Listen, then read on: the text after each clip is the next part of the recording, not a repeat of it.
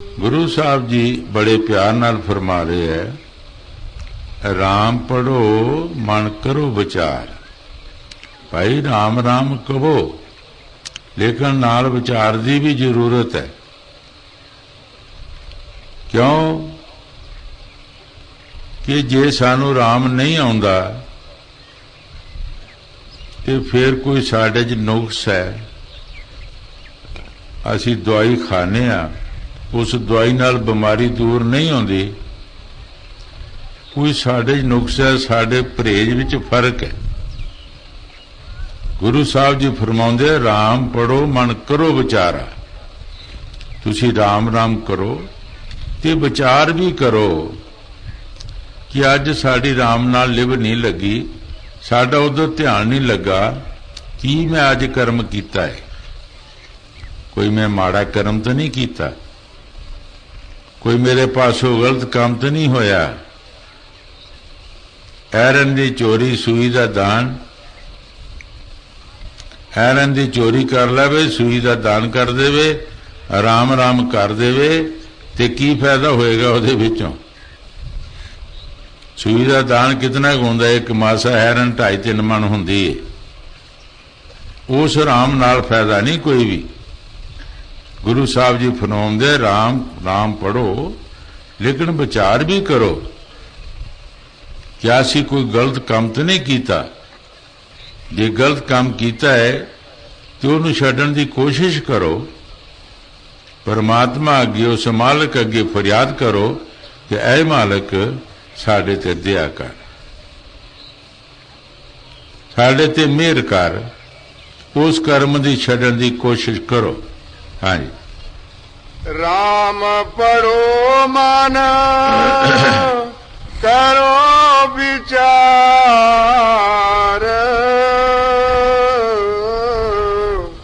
गुर प्रसादी मैल उतार, वाद विरोध ना पाया जाए, मन तन फीका दूजे पाए। गुरु साहब जी बड़े प्यार नाल फरमा रहे हैं, वाद वाद ना पाया जाए। असी बहुत सारे लोग बहस मुहासे करते हाँ ते बहस मुहासियां दे नाल उस परमात्मा नूं पाना चाहुंदे हैं, लेकिन मालिक दी भगती वास्ते, उसके प्यार वास्ते सानू बहस मुहासियां दी जरूरत नहीं। जितने भी महापुरख शब्द व्यासी होए ने, उन्हें किसी नाल बहस मुहासा नहीं कीता। जे किया कुछ भी किया किसी ने पिया सी छोटियां तुसी वड्डे हो। जगजीत पंडित सारे मुल्क ते जिसने सारे लोगों को जित्या सी अपने तलीम के जरिए, किसी ने कहा जाओ कबीर साहब जी एक माड़े जे फकीर ने, उन्होंने भी जित के लियाओ। गए कबीर लिख, कबीर हारिया ते जगजीत जित्या। लो महाराज लिखा लो, असी अगे ही हारे है। जदों अपनी सभा में जाके दसे ते उथे लफज बदल जान, कबीर जित्या जगजीत हारिया। फिर गुस्से दे विच आके फिर आगे कहना कबीर साहब की लिख देता जो महाराज तुसी लिखाया। फिर लिख कबीर हारिया जगजीत जित्या, लिख देना। कई बार उन्हें लिखाया, आए गए, आखिर गुरु साहब की शरणी पैना ही पिया। फकीर हमेशा ही हारे होंदे है, वो निवरता विच होंदे है, दीनता विच होंदे है, वो बड़े बनते ही नहीं। वो कहते असी माड़े हैं भाई, माड़े बन के मारां खाधियां।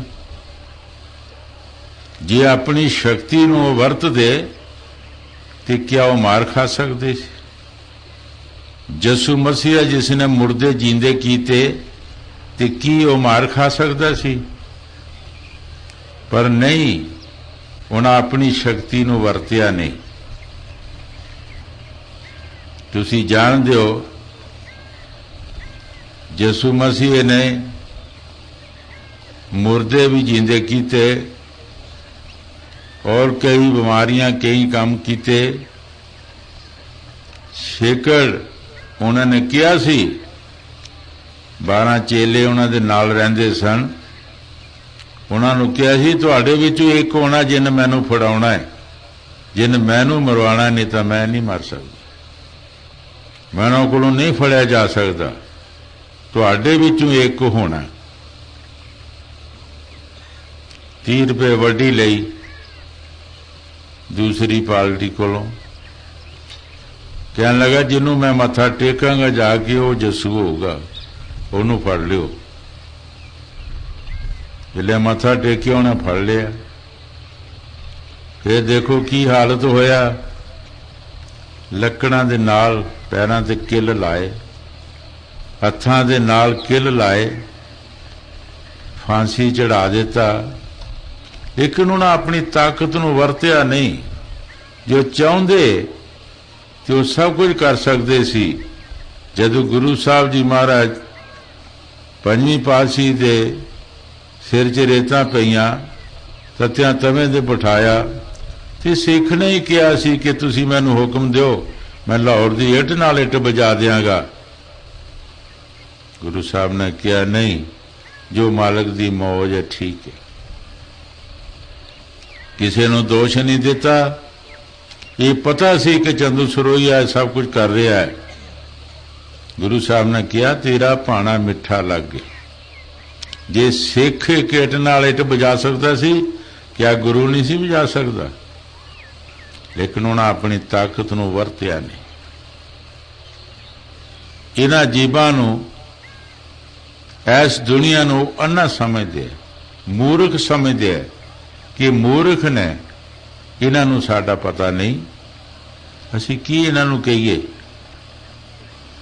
जिस नाबालग बच्चा अनजान होंदा है, वो माँ प्यो दे कदी चपेड़ भी मार दिंदा, पर माँ प्यो उहनूं किहड़ी सज़ा दिंदा है? कुछ भी नहीं, कहंदा बच्चा है की करना है। वो इस दुनिया नूं मूर्ख समझदे है। मंसूर ने जदों सूली चाढ़िया, सूली का हुक्म दे दिता ते नाल ये भी कहा कि जिस बाजार दे विचों लंघे इनू पथराओ करो, पत्थर मारो। जदों मंसूर साहब जी उधरों लंघन लगे, सारे लोगों ने पत्थर मारे। शेख शिवली ने एक फुल मारिया, पर शेख शिवली उन्हां दा वाकफकार सी। शिवली ने फुल मारिया, मंसूर खड़ा पुकारिया, रोया पिटिया कि मैनू बहुत लगी है। शेख शिवली ने कहा लोगों के फुल, लोगों के पत्थर नहीं तेनू लगे, ते मेरे फुल की बहुत लगी है? कहंदा हाँ, तेरे फुल की मैनू बहुत लगी है। क्यों? तू मेरे राज का वाकफकार है। ये अन्ने लोग, इन्हों की पता है मेरा मैं कौन है? इन्हों तक कोई दोष नहीं, इन्हों ते कोई मेरा अफसोस नहीं। मेरा अफसोस तेरे ते है कि जिहड़ा तू वाकफकार है मेरा, तेरा फुल भी जिहड़ा पत्थरां तो वध लगा है। इस वास्ते संत अपनी शक्ति नूं, अपनी ताकत नूं वरतदे नहीं। वो समझते हैं कि ये अनजान ने बेचारे, कुछ जानते नहीं। ये कुछ जानते नहीं, जे जानन, जे समझन सानू ते ना कुछ करन। गुरु साहब जी जो बाणी च फरमा रहे ठीक फरमा रहे है, क्योंकि संतां दे तजर्बे। हाँ जी, गुरु साहब जी बड़े प्यार दे नाल फरमा रहे है। 'गुरु साहब जी बड़े प्यार दे नाल फरमा रहे है, क्योंकि संतां दे तजर्बे। हाँ जी, 'गुरु साहब जी बड़े प्यार दे नाल फरमा रहे है, क्योंकि संतां दे तजर्बे। 'गुरु साहब जी बड़े प्यार दे नाल फरमा रहे है, गुर के शब्द सच लिव लाए। भई जद सतगुर का शब्द जो उन्होंने दसे हुए मंत्र ਜਾਂ सलाह मशवरा सिख ਉਹਦੇ ਤੇ ਚੱਲਦਾ ਹੈ ਤੇ ਉਹਦੀ ਲਿਵ ਕਿਹਦੇ ਨਾਲ लगती है? सच्चा कौन है? वो मालिक जिहड़ा अज भी है, पहला भी सी ते फिर भी उसे ने रहना। गुरु नानक देव जी उन्होंने शब्द करके भी पुकारिया, बाणी च नाम करके भी दसिया। उस शब्द की बड़ी महिमा की है। शब्दों धरती शब्दों काश, शब्दों शब्द पिया प्रकाश, सगली सृष्टि शब्द के पाशे, नानक शब्द घट घट आश।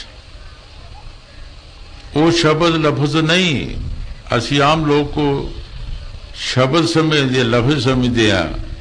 वो एक शक्ति है, पावर है। वो साडे देखने विच नहीं आउंदी, वो साडे लिखण विच नहीं आएगी। ਉਹਦਾ ਕੀ ਲਿਖਾਂਗੇ ਅਸੀਂ? कुछ भी नहीं असी कर सकते। बाणी विच जिसनों फरमाया है, पैरां बाजू चलना बिन हत्थां करना, अखां बाजू वेखना बिन कन्ना सुनना, जीबा बाजू बोलना ते जीवत मरना, नानक हुक्म पछाण के तां खसमे मिलना। हुण की करांगे असीं उहनूं? जिथे साडे पैर चल नहीं सकते, हथ कुछ कर नहीं सकते, कन्नां नाल सुन नहीं सकते, अखां नाल उस ताकत नूं असीं देख नहीं सकते। ये अखां सतूल, ये नाशवान ने, ये पैर भी साडे मिट्टी ने, हथ भी मिट्टी ने, इत्थे रह जाने। इन्हां कन्नां नाल असीं उस लाही नगमियां नूं नहीं सुन सकते। वो अखां भी साड़ियां होर ने, उन्होंने दिव्य दृष्टि किया है, शिव नेत्र भी कहते हैं, तीसरा तिल भी कहते। वो अखां साड़ियां सब कुछ देख सकदियां ने। उन्हां अखां दे नाल असीं देख सकते हैं, ये अखां साड़ियां इन्हां नाल असीं कुछ नहीं कर सकते। कई बार ये दस्सिया है कि फरीद साहब जी भगती करके आ रहे सन जंगल दे विचों। जंगल विच भगती करते है, चिड़ियां ने रौला पाया ते फरीद साहब जी बड़े अक्के, बड़े गुस्से नाल किया, चिड़ियां नूं तुसीं मरदियां नहीं। वो मर गईयां। फिर उन्होंने कहा उड़ जाओ, वो उड़ गईयां। फरीद साहब जी सोचते हैं हुण तो मेरी भगती पूरी हो गई है, चलो घर नूं चलीए। जदों वापस आया, रस्ते विच प्यास लगी, एक पिंड आया। एक लड़की खूह सी, वो खूह तो पानी कढ़ रही सी, पर नवे शादी के कपड़े उसने लगे सी। पानी कढ़ कढ़ के वो जमीन ते रोड़ी जाती सी। फरीद साहब ने कहा, बीबी मैनू पानी पिला। वो चुप कर रही। वो लोटे कढ़ के खूह तू सुटी जावे। फिर गुस्से नाल कहा, तू पानी नहीं मैनू पिलाउंदी, थले सुटी जाती है, तू तो पिलाउंदी नहीं। वो लड़की ने कहा, बाबा इत्थे कोई चिड़ियां नहीं जड़ियां मार देनियां ने, हौसला कर, पिलाउनी है पानी।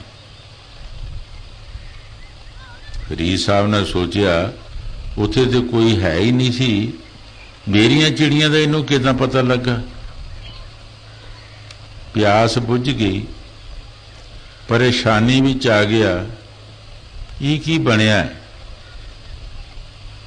जदों पानी कढ़ के समाप्त किया, उसने कहने लगी, आओ बाबा जी पानी पीओ। बाबा पानी की पीवे? बाबे नूं चिंता पै गई कि उत्थे तो कोई है ही नहीं सी, मेरी चिड़ियां का पता किदां लगा। कहने लगी, पुत तू ये दस भी ये पानी सुटदी कित्थे सी, मैनू पिलाउंदी क्यों नहीं सी? कहंदी मेरी भैन की झुग्गी नूं अग लगी सी, वो अपने पति नूं रोटी लैके बाहर गई सी ते मैं वो बुझा रही सी। जे तैनूं पानी पिलाउंदी ते फिर वो नागा विच पै जांदा सी लोटे दा, इस करके मैं नहीं पिलाया। ते ये गल तूं कित्थों पाई है? कहण लगी पिता जी इक्को ही रात विच पाई है बाबा जी। किस तरह? कहण लगी जद मैं विआही आई मकलावे आई, साढ़े घर दे सारे सुते सन, मेरे पति ने अबड़वाई पानी मंगिया, वो इहदा पानी मंगिया ही है, फिर सौ गए। जदों सौ गए किसी घर दे ने सुनिया नहीं, मैं सुनिया सी। मैं सोचा शर्म भी आवे ते ये भी सोचा कि जे मैं पानी लैके ना गई तो सारा पाप मैनू लगना। देखो केडी बड़ी समझ है। पर कई जन्मां दे पिछे कमाई सी जिहड़ी उस जन्म दे विच प्रगट हुई।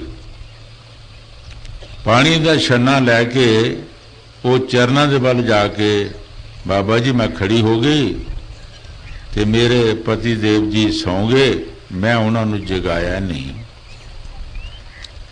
दिन चढ़ गया, लो लगी जिसले उन्हें अखां खोलियां, पूछया कि तू कद खड़ी है? जी जद तुसी पानी मंगिया। बड़ा अफसोस किया, सारी रात खड़ी रही। छन्ना फड़ के पानी का घुट भरिया, भरिया घुट खुल गईयां अखां। जदों पानी का घुट भरिया तो वो अखां खुल गई। वो जिन्हों तीसरा तिल कहते हैं, शिव नेत्र कहते हैं, वो अखां खुल गई तो उसनों लोक परलोक की खबर हो गई। वो गल्लां ही होर दियां होर करना शुरू कर देती। कहंदी बाबा जी जे मैं दुनिया की हालत दसा तो मैनू लोग पत्थर मारन। मैनू सब कुछ नज़र आ रहा है, जब मैनू सारी त्रिलोकी नज़र आ रही है तो तेरियां चिड़ियां किड़ियां वख सन किते, वो भी तो त्रिलोकी दे विच ही सन। इस वास्ते साड़ियां ये अखां जड़ियां ने ये स्थूल अखां ने, कि उस चीज़ नूं नहीं देख सकदियां, ये कण नहीं देख सकते।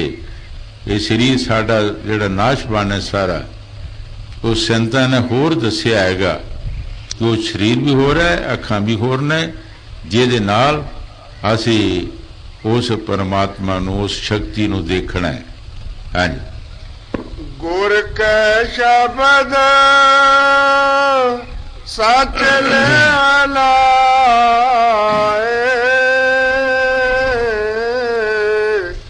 गुर कै शब्द सच लाए।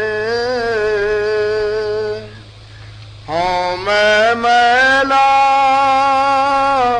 ये संसार,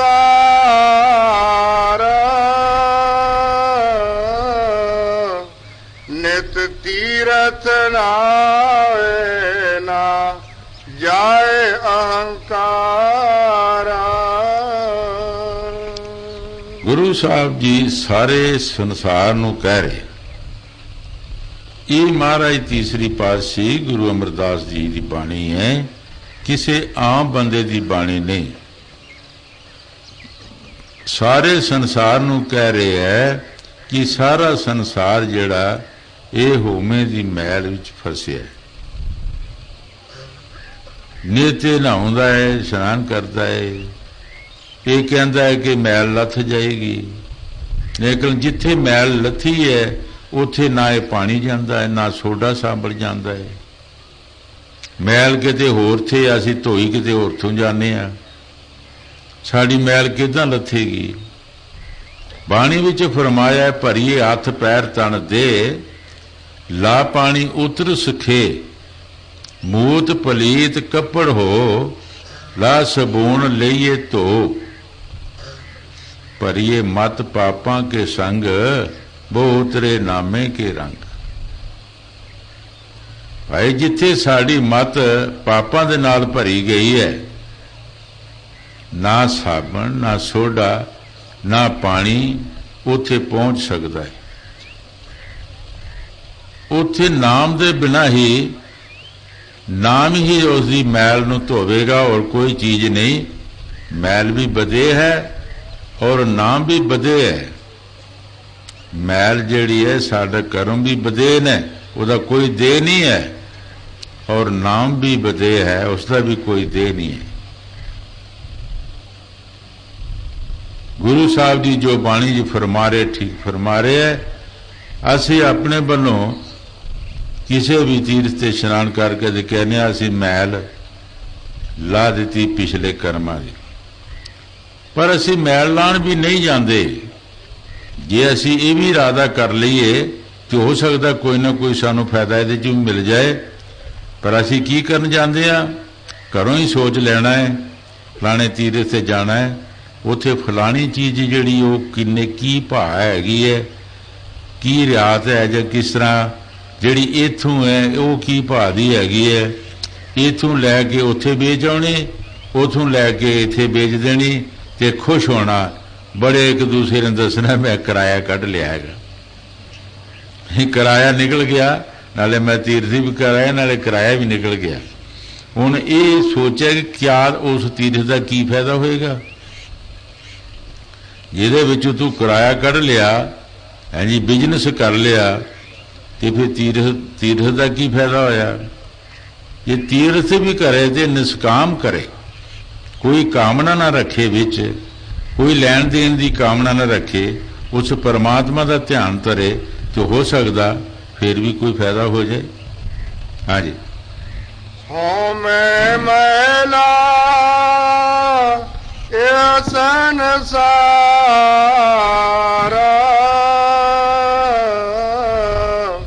ਨਿਤ ਤੀਰਥ ਨਾਏ ਨਾ ਜਾਏ ਅਹੰਕਾਰਾ। ਕਈ ਲੋਕ ਜਾਂਦੇ ਹੈ ਕਈਆਂ ਯਾਤਰਾ ਤੇ, ਕਈ ਸਾਨੂੰ ਪੁੱਛਦੇ ਤੁਹਾਨੂੰ ਕੋਈ ਚਾਹੀਦਾ? ਅਸੀਂ ਕਹਿੰਦੇ ਸਾਨੂੰ ਨਹੀਂ ਚਾਹੀਦਾ, ਸਾਨੂੰ ਕੁਛ ਨਹੀਂ ਚਾਹੀਦਾ ਭਾਈ। ਜਾਣਾ ਤੁਸੀਂ ਤੀਰਥ ਕਰਨਾ ਹੈ ਜਾਂ ਬਿਜ਼ਨਸ ਕਰਨ ਜਾਣਾ ਹੈਗਾ, ਸਾਨੂੰ ਕੁਛ ਨਹੀਂ ਚਾਹੀਦਾ। ਗੁਰੂ ਸਾਹਿਬ ਜੀ ਫਰਮਾਉਂਦੇ ਹੈ ਕਿ ਇਹ ਅਹੰਕਾਰ ਕਰਦਾ ਹੈ ਜੀਵ, ਤੀਰਥਾਂ ਦੇ ਇਸ਼ਨਾਨ ਕਰਕੇ, ਦਾਨ ਪੁੰਨ ਕਰਕੇ ਅਹੰਕਾਰ ਕਰਦਾ ਹੈ ਕਿ ਮੈਂ ਇਹਨਾਂ ਤੀਰਥ ਕੀਤੇ ਹੈ, ਇਹਨਾਂ ਦਾਨ ਪੁੰਨ ਕੀਤੇ ਹੈ। ਕਬੀਰ ਸਾਹਿਬ ਜੀ ਮਹਾਰਾਜ ਬਾਣੀ 'ਚ ਫਰਮਾਉਂਦੇ ਹੈ ਕੀਆ ਕਰਾਇਆ ਸਭ ਗਿਆ ਜਬ ਆਇਆ ਹੰਕਾਰ। ਵੀਰ ਸਾਹਿਬ ਜੀ ਮਹਾਰਾਜ ਕਹਿੰਦੇ ਆ ਭਾਈ ਜਦੋਂ ਹੰਕਾਰ ਅੰਦਰ ਆ ਗਿਆ ਕਿ ਮੈਂ ਆਹ ਕੁਛ ਕੀਤਾ ਹੈ, ਉਸ ਲਈ ਸਭ ਕੁਛ ਮੁੱਕ ਗਿਆ। ਹੰਕਾਰਿਆ ਸੋ ਮਾਰਿਆ। ਹੰਕਾਰ ਇੱਕ ਐਸੀ ਬਲਾ, ਐਸੀ ਚੀਜ਼ ਹੈ ਕਿ ਨਸ਼ਟ ਕਰ ਦਿੰਦੀ ਹੈ ਗ੍ਰਸਤੀਆਂ ਨੂੰ ਵੀ, ਇਹ ਬੜੇ ਬੜੇ ਹੌਲੀਆਂ ਪਕੰਬਰਾਂ ਰਿਸ਼ੀਆਂ ਮੁਨੀਆਂ ਨੂੰ ਵੀ, ਔਰ ਬੜੇ ਬੜੇ ਫਕੀਰਾਂ ਨੂੰ ਵੀ। ਜਦੋਂ ਹੰਕਾਰ ਆ ਜਾਂਦਾ ਹੈ ਕਿ ਮੇਰੇ ਵਿੱਚ ਆ ਕੁਛ ਹੈ, ਮੈਂ ਇਸ ਕਮਾਈ ਦਾ ਮਾਲਕ ਹਾਂ, ਉਸ ਵਕਤ ਉਹ ਮੁੱਕ ਜਾਂਦਾ, ਉਸ ਵਕਤ ਨਹੀਂ ਉਹ ਰਹਿ ਸਕਦਾ। ਜਿਸ ਫਕੀਰ ਨੇ, ਰਿਸ਼ੀ ਨੇ ਇੱਕ ਦਰਿਆ ਨੂੰ ਬਰੇਤੀ ਬਣਾ ਦਿੱਤਾ। ਤੁਸੀਂ ਦੇਖੋ ਕਿੰਨੀ ਵੱਡੀ ਤਾਕਤ ਹੈ, ਇੱਕ ਦਰਿਆ ਨੂੰ ਬਰੇਤੀ, ਕਿਉਂਕਿ ਮਲਾਹ ਦੀ ਲੜਕੀ ਉਹਨੂੰ ਪਾਰ ਲੰਘਾਉਣ ਲੱਗੀ ਸੀ, ਮਨ ਬੇਈਮਾਨ ਹੋ ਗਿਆ, ਮਨ ਸਾਂਭਿਆ ਨਾ ਗਿਆ। ਲੜਕੀ ਨੇ ਕਿਹਾ ਐ ਰਿਸ਼ੀ ਇਹ ਦਰਿਆ ਸਾਡੀ ਗਵਾਹੀ ਦੇਗਾ, ਤੇ ਦਰਿਆ ਨੂੰ ਬਰੇਤੀ ਕਰ ਦਿੱਤਾ। ਫਿਰ ਕਿਹਾ ਲੜਕੀ ਨੇ ਰਿਸ਼ੀ ਇਹ ਚੰਦਰਮਾ ਸੂਰਜ ਸਾਡੀ ਗਵਾਹੀ ਦੇਗਾ, ਤੰਦੂ ਧਾਰ ਕਰ ਦਿੱਤਾ। ਹਾਂਜੀ, ਉਹਨਾਂ ਦੀ ਸ਼ਕਤੀ ਖਤਮ ਕਰ ਦਿੱਤੀ। ਇਹ ਰਿਸ਼ੀ ਅਸੀਂ ਮਾਛੀ ਹਾਂ, ਮੱਛੀਆਂ ਖਾਣ ਵਾਲੇ ਸਾਡੇ ਮੂੰਹ 'ਚ ਬੋ ਆਉਂਦੀ ਹੈ। ਜੋਜਨ ਗਦਾਰੀ ਕਰ ਦਿੱਤਾ, ਮੂੰਹ 'ਚੋਂ ਵਾਸ਼ਨਾ ਆਉਣਾ ਸ਼ੁਰੂ ਹੋ ਗਈ, ਲੇਕਿਨ ਮਨ ਨੂੰ ਨਹੀਂ ਸਾਂਭ ਸਕਿਆ। ਇੰਨੀ ਤਾਕਤ ਵਰਤੀ, ਇੰਨਾ ਕੁਛ ਕੀਤਾ ਤੇ ਮਨ ਨੂੰ ਨਹੀਂ ਸਾਂਭ ਸਕਿਆ। मन दे काबू आ गया कि जिंदगी दी कमाई जड़ी सी तपस्या की तबाह कर दी। हाँ जी।